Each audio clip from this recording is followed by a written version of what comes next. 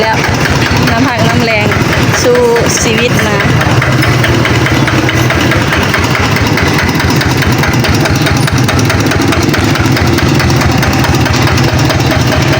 ยังรอดเลยเมื่อก่อนเดินทางปลอดภัยเพื่อนกระจัดไปคันหนึ่งพี่น้องนี่ว้าขากอีลีขังเสียงพี่น้องขังเสียงเซตที110 พัดพี่น้องคักตัวท็อปอย่างดีเลยดิเพิ่นซิเมอร์นะซิเมอร์ใช่เนาะมือปักช่องเจ้าเดินทางปลอดภัยเด้อครับสบายดีสวัสดี FC ไทยลาวเบิร์ดทุกคนทุกท่านเด้อเนาะสาวผู้ไทยยินดีต้อนรับเข้าสู่ช่องแม่เลี้ยงเดี่ยวชาแนลเนาะพี่น้องเนาะสบายดี FC ทุกคนเด้อคิดฮอดคิดเทิงคือเก่าเนาะไม่ได้ลงคลิปโดนเติมเนาะเนื่องว่าเดี๋ยวนี้หรือว่าช่วงนี้นะมีงานดองแล้วก็งานแต่งดองหนะงานบุญบั้งไฟงานคนตายพี่น้องงานคนเสียชีวิตงานผู้แค้นมีแต่งานวนเวียนเนาะงานกินดองงานคนตายวนเวียนกันอยู่พี่น้องมื้อหนึ่งมื้อเธอก็3-4 งานอยู่บ้านชาวผู้ไทยนะพี่น้องจะไม่ได้ทำเวลาที่ลงคลิปบางคนก็แบบเป็นญาติกันแล้วก็หาให้ไปเห็นของอยู่ของกินเนาะหาให้ไปเสิร์ฟเอาห้องอาหารให้แขกนะมื้อนี้เนาะก็รายใหญ่ห้างเนาะพี่น้องมื้อนี้คือสาวผู้ไทยพา FC มาเซโนเนาะมาเซโนอยู่ที่เซโนเด้อตอนนี้สาวผู้ไทยอยู่ที่เซโนที่ตลาดเซโนพี่น้องเซโนเซใจเนาะสาวผู้ไทยมีนะข้าวดีอยู่เนาะพี่น้องเนี่ยมาซื้อรถไถนาเนาะมาซื้อรถไถนาที่มือไถนาวันเข้านั่นแหละเนาะสีมือทำหน้าพี่น้องเพราะว่ารถไถอยู่เพลินกับเป็นรถที่เก่าแล้วก็ซ่อมแปลงซ่อมตลอดเนาะก็จนแต่ว่ามีเงินสีซ่อมแล้วเนาะก็เลยแบบว่าตัดสินใจว่าบอกกับแม่กับพ่อว่าเอาคันไม้เสียว่าฉันมาเอาคันไม้เสียเนาะกับสาวผู้ไทยก็ได้จากน้ำพักน้ำแรงก็คือสิได้มาออรถนี่ก็คือลายเนาะทั้งตอนไปทำงานอยู่เมืองไทยแน่เนาะแล้วก็แบบเก็บเล็กเก็บน้อยค่าขายแน่เนาะกับแม่แน่เนาะขายหัวขายแบะทีละโตทีละได้กับเก็บผมมาเนาะพี่น้องนี่อยู่ที่ร้านนั้นเป้าอินเตอร์การเกษตรสาขา2ที่เซโนพี่น้องร้านนี้คือคนซื้อนิยมซื้อที่สุดเนาะแล้วก็เพิ่นก็ขายแบบราคาพอพังเนาะพี่น้องได้สนใจก็มาเบิ่งมาสอบซื้อได้เนาะที่จะเซโนอยู่เนาะทางเข้ามาตลาดเซาเซโนเลยพี่น้องนี่ทานของเพิ่นนะนี่พี่น้องทานเป้าอินเตอร์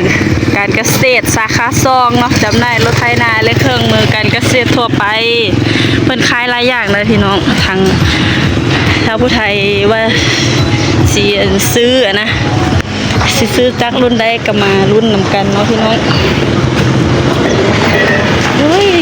ตื่นเต้นดีใจหลายนี่มีอาทีน้ำเนาะรถมือ1มือ2ก็มีเนาะเป็นขายนะไปแล้วนี่พี่น้องนี่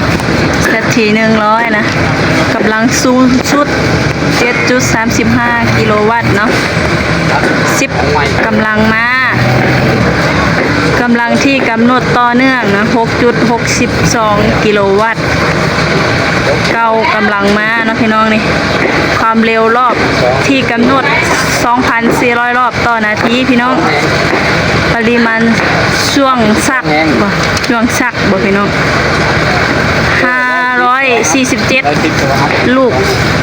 ลูกบาทเซนติเมตรแม่นบ่พี่น้องนี่น้องมีไซส์ซากแบบซากโทรศัพท์ก็ได้เนาะเวลาไปทุ่งไปท่าไปให้ไปนานะพี่น้องอันนี้ก็เบิ่นเติมน้ำมันภาคอีลิตัวภาคอีลิเจ้าขนาด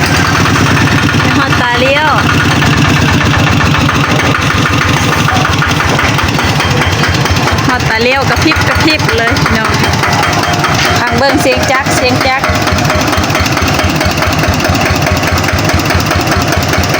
เสียงจักนิ่มมีเงินหลายพักเดือนดูหัวแล้วๆคักอีอะหรอโอ้ยถึงใจดีใจแล้วน้ำผักน้ำแรงสู้ชีวิตมา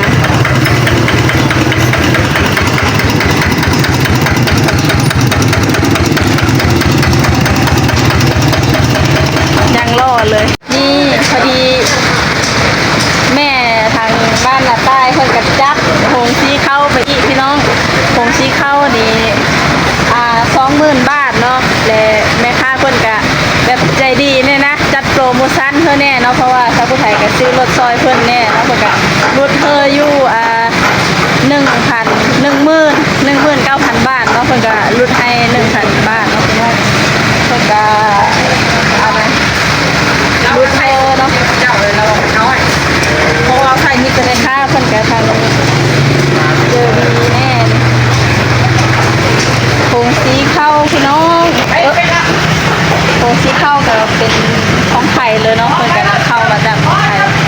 เป็นขายหลายอย่างเลยพี่น้องขายทางโคงสีเข้าขายทางจักตัดเข้านี่ครบสุดเลยเนาะเครื่องไปเพาะไปผ้ามีทางปุ๋ยเคมีใส่นาแน่เนาะมีครบเลยเนาะบริษัทไทยท็อปเดอะจำกัดเลยนี่พี่น้องนี่เป็นของไทยอย่างดีเลยพี่น้อง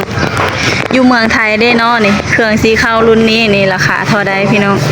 อยู่เมืองลาวเนี่ยกับเพิ่นก็เอาต่อมาจากเมืองไทยเนาะกับภาษีก็สิแพงแน่เนาะพี่น้อง1,900เอาเลย 1,000 เพราะว่าเขาโทษข้อไป 19,000 บาทเนาะพี่น้อง 19,000 บาทอยู่เมืองไทยเพิ่นขายเท่าใดเนาะอยู่เมืองไทยมีคอมเมนต์มาบอกชาวผู้ไทยได้เด้อจ้ะเพื่อเป็นความรู้แน่บินพี่น้องบินส่วนรายอยู่ทางเมืองไทยจะใช้เป็นเงินบาทเนาะพี่น้องเพราะว่าคือชาวผู้ไทยถามเพิ่นแล้วเนาะเพราะว่าลวดลางเพิ่นก็ส่วนรายก็นำเข้ามาจากประเทศไทยเนาะก็ใช้เงินไทยซื้อเนาะพี่น้อง84,000 บาทเนาะโอ้ยดีใจหลายครั้งหนึ่งในชีวิตครั้งหนึ่งในชีวิตที่ได้ใช้ของจบดีๆคือหมู่แน่เนาะพี่น้องโอ้ยเนาะน้ำพักน้ำแหงของการทำคลิปของการ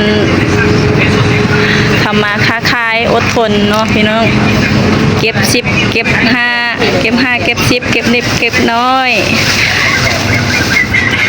หาไปทุกอย่างค้าขายทุกอย่างพี่น้องเอ้ยเพื่อชีมาฮอดจุดนี้ก็ได้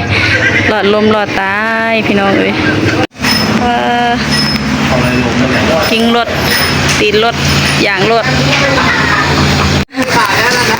เมื่อก่อนเดินทางปลอดภัยเพิ่นก็จัดไปคันหนึ่งพี่น้องนี่ว้าคักอีหลีขังเสียงพี่น้องขังเสียงเซตที110 พัทพี่น้องคักตัวท็อปอย่างดีเลยดิเพิ่นซิเมอร์นะซิเมอร์ใช่เนาะเมอร์ปักช่องเจ้าเดินทางปลอดภัยเด้อมันโชคดีรถจักรเพิ่นกล่าวขึ้นรถเลย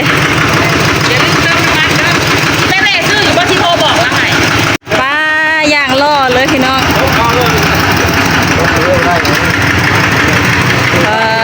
ทางกันเลย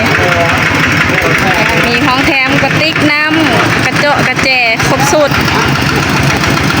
เพิ่นนี่กับ8 โมงพี่น้องมาทางเสียงของเซตที100 Pro พาร์ทตัวท็อปเสียงนิ่มเสียงแน่นตอนนี้ก็สิได้มือเลยเด้อเอซีเด้อ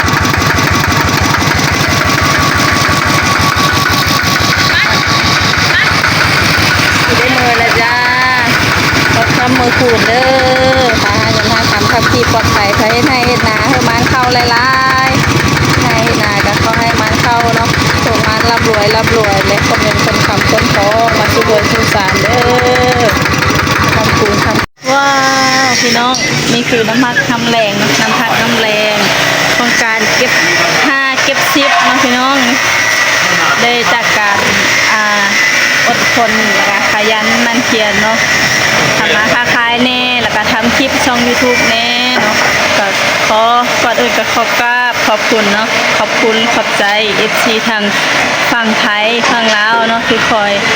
ติดตามรับชมคลิปหรือว่าคอมเมนต์เนาะหรือว่าดูคลิปต่างๆเนาะที่ชาวผู้ไทยได้ลงให้รับชมกับ FC ก็มาติดตามมาชมมาดูให้เนาะก็ขอบคุณกำลังใจหลายๆเด้อจ้ะเนาะ FC ก็เป็นอีกหนึ่งแรงใจเนาะที่ทำให้ชาวผู้ไทยได้รถไทยคันนี้ได้มาเฮ็ดให้เฮ็ดนาเนาะอยู่ในครอบครัวเฮ็ดให้เฮ็ดนาเลี้ยงครอบครัวเนาะพี่น้องขอบคุณหลายๆเด้อจ้ะขอบคุณ FC ทุกๆคนทุกท่านเนาะขอบคุณ FC ทางฝั่งไทยอย่างสุดใจเลยเนาะที่คอยช่วยเหลือคอยซัพพอร์ตเนาะตลอดมาเนาะพี่น้องเนาะซัพพอร์ตแบบใดซัพพอร์ตทางการรับชมคลิปเนาะหรือว่าช่วยเหลือโดยเป็นปัจจัยก็เพิ่นก็ได้ช่วยเหลือหรือเมตตาชาวผู้ไทยหลายเนาะพี่น้องชาวผู้ไทยก็รู้สึกซาบซึ้งน้ำใจหลายเนาะแล้วก็ขอบคุณตัวเองน้ำหน่อยก่อนแต่ก็ชาวผู้ไทยก็ขอบคุณตัวเองนะเนาะที่สู้สนเนาะก็อดทนแน่เนาะบ่ท้อถอยกับความจนความเหนื่อยเนาะพี่น้องมีวันนี้เนาะได้รถไทยคันนี้คือดีใจตื่นเต้นหลายพี่น้องถึงจะบ่ได้รถใหญ่รถวีโก้ลูลานั่งตากแอร์คือหมู่กับย่าเนาะได้รถไถนาไปทำมาหากินหรือว่าไปทำให้ทำนาก็ดีใจที่สุดแล้วพี่น้องวันนี้ก็ซีมือแล้วเด้อพี่น้องขอบใจหลายๆขอบคุณค่ะขอบคุณ FC ที่คอยติดตามรับชมที่คอยให้กำลังใจที่คอยคอมเมนต์ให้กำลังใจตลอดมาเนาะพี่น้องเนาะขอบคุณหลายๆเด้อค่ะขอบคุณจากใจจริงๆ